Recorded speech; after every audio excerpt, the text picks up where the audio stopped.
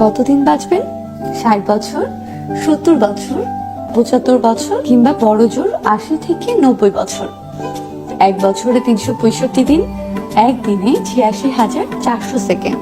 এত অল্প সময়ে মন খারাপের সুযোগ হই? কেন মন খারাপ করছেন?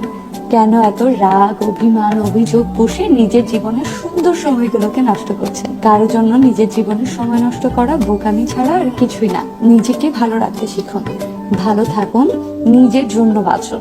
সুযোগ পেলে চাঁদ দেখুন, আকাশ দেখুন, আবার কখনো মনে হলে মাঝে মধ্যে এখানে সেখানে ঘুরে আসুন।